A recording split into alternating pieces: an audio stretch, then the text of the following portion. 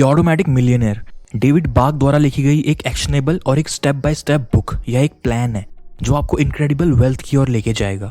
लेकिन इसमें बताए गए स्टेप्स को बारीकी से फॉलो करना आपके ऊपर है।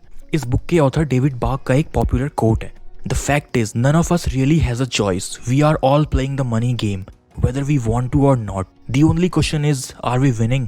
यानी कि फैक्ट यही है कि हम सभी के पास मनी गेम को खेलने के अलावा कोई भी चॉइस नहीं है। हमें ना चाहते हुए भी इस गेम को खेलना पड़ता है। तो अंत में क्वेश्चन यही उठता है कि क्या हम इस गेम को जीत रहे हैं। दुनिया में जितने भी बड़े बड़े इन्वेस्टर्स हैं उनके पास हमारी तरह नॉर्मल लोगों के ऊपर एक ही एडवांटेज है कि वो इन्वेस्टिंग की दुनिया में बहुत ही पहले आ गए थे और इस फील्ड में उन्होंने इंटरेस्ट लिया। जाने माने इन्वेस्टर वॉरेन बफे ने अपना पहला शेयर मात्र 11 साल की उम्र में ले लिया था। रे डेलियो ने मात्र 12 साल की उम्र में नॉर्थ ईस्ट एयरलाइंस को खरीद लिया था।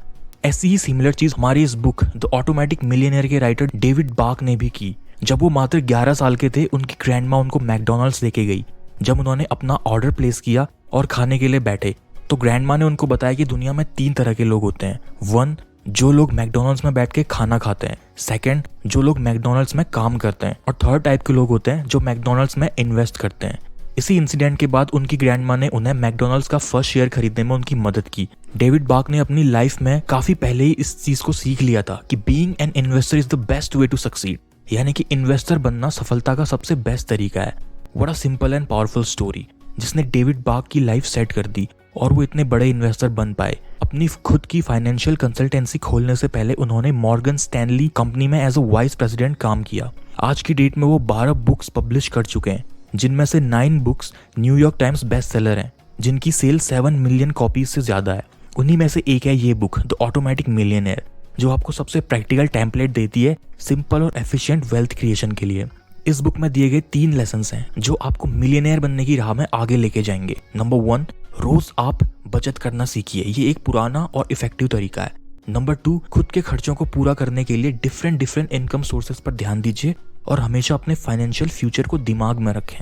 नंबर 3, ऑटोमेटिक पेमेंट्स की मदद से आप डिसिप्लिन्ड मैनर में इन्वेस्ट कर सकते हैं, भले ही आप खुद डिसिप्लिन्ड हो या ना हो। क्या आप अपने फाइनेंसेस को ऑटो पायलट मोड में डालने के लिए रेडी हैं ताकि ऑटोमेटिकली आपके लिए पैसा जनरेट होता रहे? तो इस वीडियो को लाइक करें और न्यू एज बिलियनियर को जरूर सब्सक्राइब करें ऐसे ही नए नॉलेजेबल वीडियोस को देखते रहने के लिए।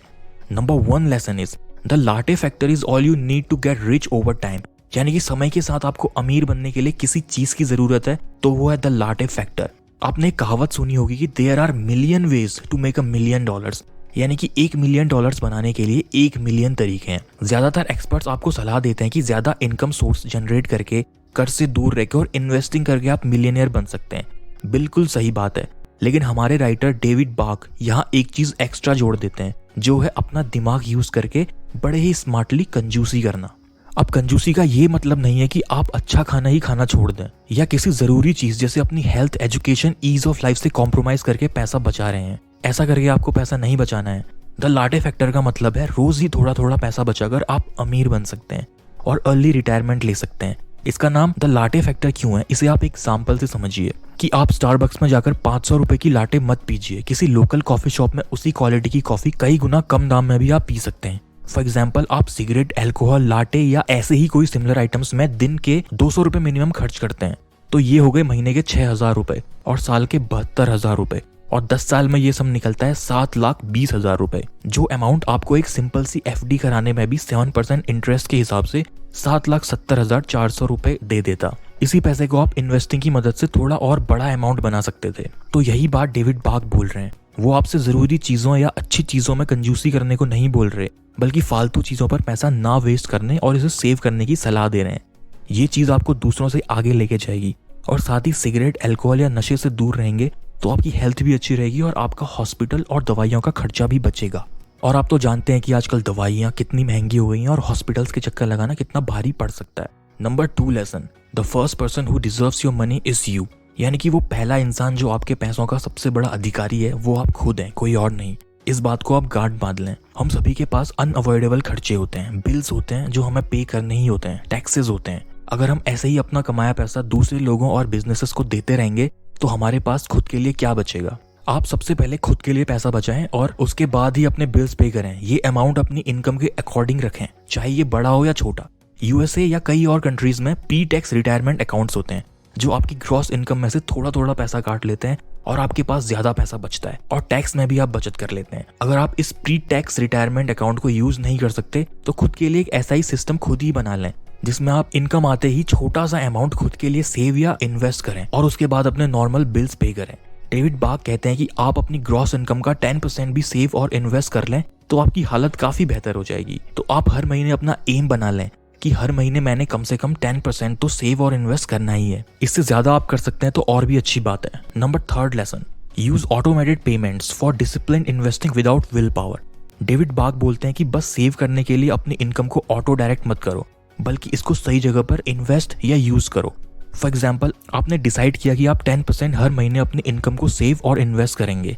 अब आप इस 10% को भी डिवाइड कीजिए कि आप कहाँ कितना कितना पैसा यूज करने वाले हैं। जैसे 5% पैसा इमरजेंसी फंड में जाएगा जब तक कि आप इतना पैसा जमा न कर लें कि 6 से 18 महीने तक बिना इनकम के आपका काम चल सके। 2.5% पैसा आप अपनी एग्जिस्टिंग डेट यानी कि कर्ज को पूरा करने में यूज करें और 2.5% पैसा आप स्टॉक्स या ऐसी दूसरी इन्वेस्टमेंट में यूज करें। तो टोटल हो गया 10% आपकी इनकम का, जो आप महीने के पहले ही अपनी इन एक्टिविटीज के लिए सेव कर लेंगे। अपने पैसे को इस तरह ऑटोमेट करने की ब्यूटी यह है, जैसे ही आपने अपने एक फाइनेंशियल गोल को अचीव कर लिया, आप इसे अपने हिसाब से चेंज भी कर सकते हैं। जैसे इमरजेंसी फंड में पैसा पूरा होते ही आप उस 5% को भी इन्वेस्टिंग में लगा दें या उसे अपने कर्ज को पूरा करने में यूज करें, जिससे आप ज्यादा जल्दी कर्जे से मुक्त हो जाएंगे, या अपने बाकी गोल्स या शौक को पूरा करने में उस पैसे को यूज करें। डेविड बाग बोलते हैं कि हम ह्यूमंस अपने इम्पल्स और आदतों पर निर्भर करते हैं। फाइनेंस के फील्ड में जब भी आपको डिसिप्लिन की जरूरत पड़े तो आप खुद को इस इक्वेशन से बाहर निकाल लें और अपने सिस्टम को ऑटोमेट या डिसिप्लिन कर दें। तो आपको फ्रस्ट्रेट होने की बिल्कुल भी जरूरत नहीं है। दुनिया में ऐसे करोड़ों तरीके हैं जिससे आप खुद ही अपने पैसे को मैनेज करके अमीर बन सकते हैं और बिना ज्यादा मेहनत की अपनी इनकम और आउटगोइंग मनी को ऑटोमेट कर सकते हैं।